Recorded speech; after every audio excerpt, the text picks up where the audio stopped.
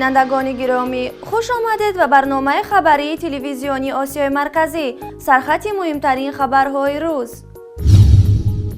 جمشید و خاصیت یاروها ربوده شدند. تغییرات به سر قانون. پیشوای ملت حق دارد تا آخر عمر پرزیدنت باشد. امام علی رحمان مسجد را مکان اساسی جلب اهالی به گروه‌های افراطی خواند. گرسنگی 30% تاجیکستانیان را وزیر کشاورزی تاجیکستان نادرست خواند. من بعد کلی سرس توسط دوربین‌های نظارتی از دوشنبه نظارت می شود.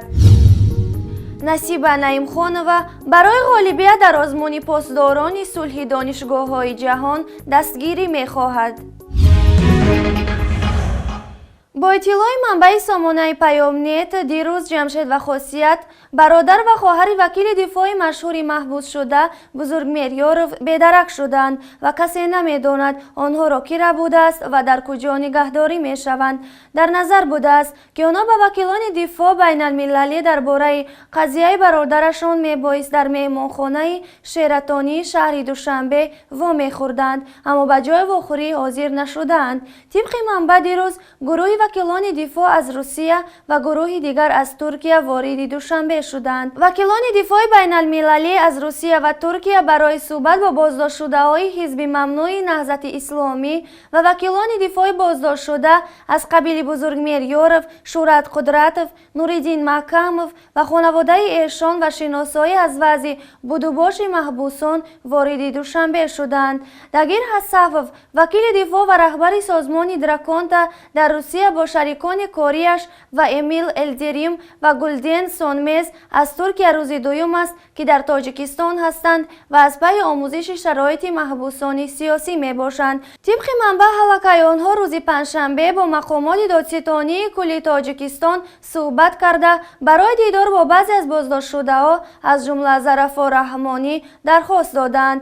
بنابر اطلاع منبع قرار بوده است این دو گروه را جمشید و خاصیت یاروها رهبری می نمایند. با مصلحت پیشکی که بین این دو گروه وکیلان دفاع و یاروها شده است، باید خواهر و برادر بزرگمیر دیروز بیگاه به مهمانخانه شیراتون به نزد وکیلان می آمدند، اما نه در وقت معین شده و نه طول شب گذشته و صبح امروز از آنها درک نشده است. وکیلان گفتند تلفن‌های هر دوی آنها خاموش است. حتی ایشان مجبور شدند به خانواده یاروها تماس بگیرند، اما متاسفانه والدینشان هم گفتند سر از بیگاهی دیروز از آنها درکی نیست و نمیدانند که در کجااند.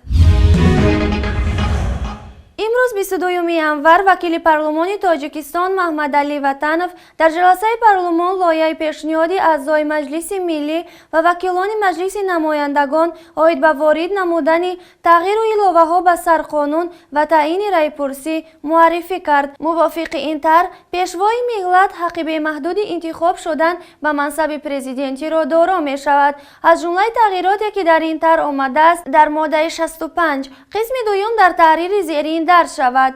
به نامزدی پرزیدنت شخص پیشبری شده می تواند که تنها شهروندی تاجیکستان را داشته باشد، سن و سال او از 30 کم نباشد، معلومات عالی داشته باشد، زبان دولتی را خوب داند و در قلمرو جمهوری نه کمتر از 10 سال اخیر استقامت داشته باشد. با قسمت پنجم با مضمون زیر علاوه شود.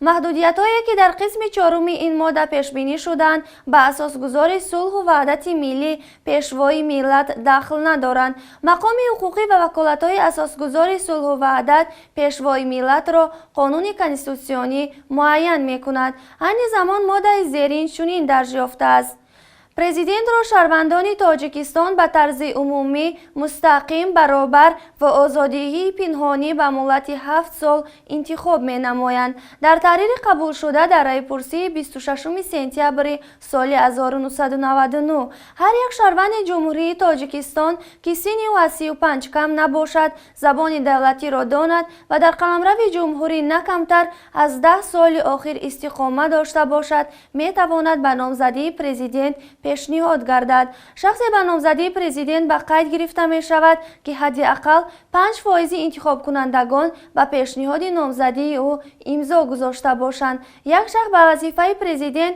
بیشتر از 2 مهلت پای در پای انتخاب شدن نمی تواند. اینچنین موافق این طرح سرقانون دیگر سرقانون گفته نمی شود، چون به گفته وطنов کنستیتوسیا ماهیت این سند را کاملا افاده می کرده است. سن نامزد به مقام پرزیدنتی هم از 35 به 30 پایان آورده شده است. تغییرات دیگری که این طرح پیش بینی کرده است منع تشکیل احزاب خاراکتر دینی و ملتگرایی داشته می باشد.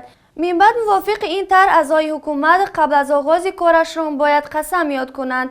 طرح تغییر و علاوه ها به سرقانون کشور را که از 41 بند عبارت بوده است وکیلان با یک آواز بدون هیچ بی‌طرف و ضد قبول کردند.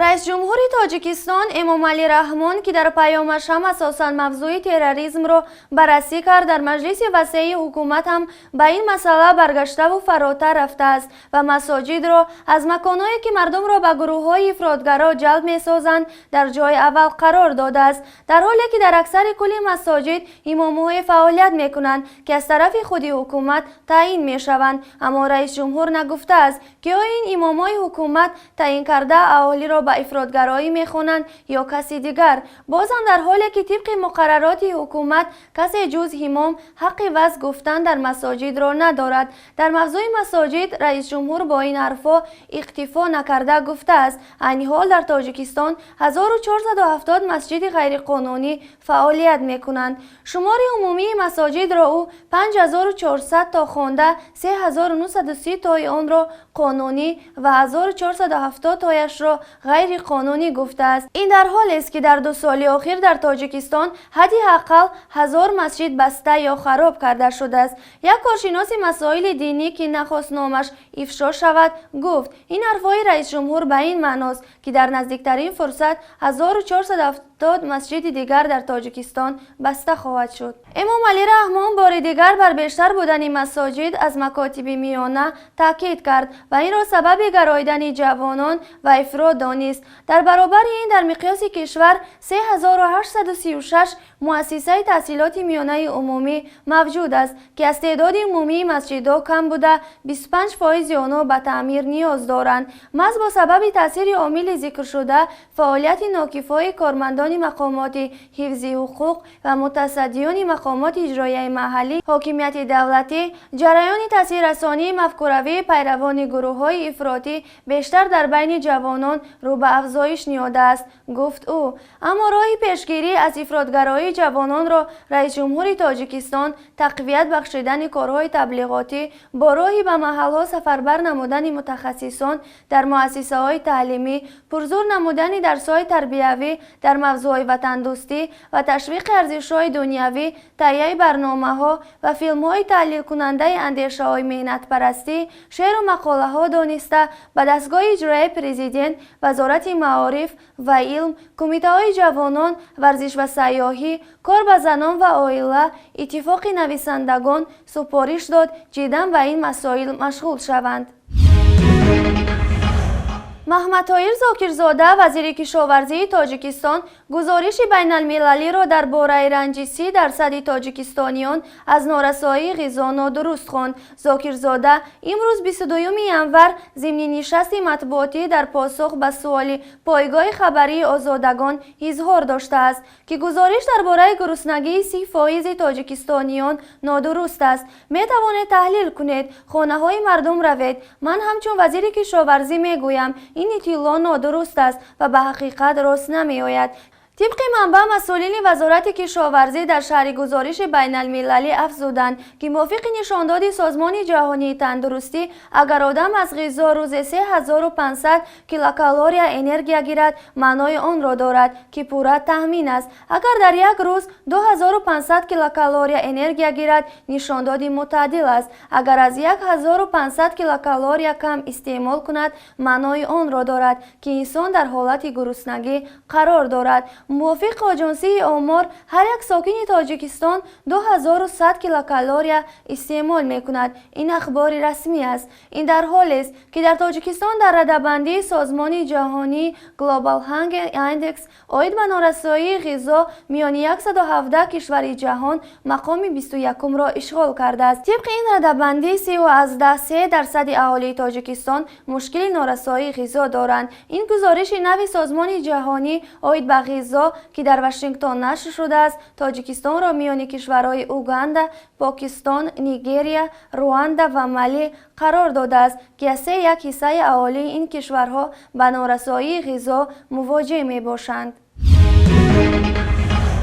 کمیته حالتهای فوق‌العاده تاجیکستان میگوید برای آگاهی بیشتر از افزایش یا کاهش یابی سرطان تجهیزات نو نصب میکنند. سعادت خدم مسکایوا، رهبر ریاست استفاده سرطان و سیستم خبردارکنی اوسای در نشست خبری امروز 22 ژانویه در شهر دوشنبه گفت قرار است آینده نزدیک در کل سرطان تجهیزات معاصر با دوربین‌های نظارتی نصب شود. با گفته او این تجهیزات امکان می‌دهد که متخصصان از دوشنبه ایستاده سطح کل را نظارت برند. وی گفت تجهیزاتی که حالا فعال است میزان زیاد یا کم شدن آب را معین میکند، اما امکانیت‌های تجهیزات نو بیشترند. پس از زمین لرزه شدید ماه دکبر سال 2015 در مورد افزایش آبی جاری شونده از کل سرطان خبر رسید. خیرالدین عبدالرحیمов، رهبر کمیته حالتهای فوق‌العاده در نشست امروز گفت آبی جاری شونده از حساب سنگریزه‌ها زیاد شده بود و حال آن مثل پیشین است.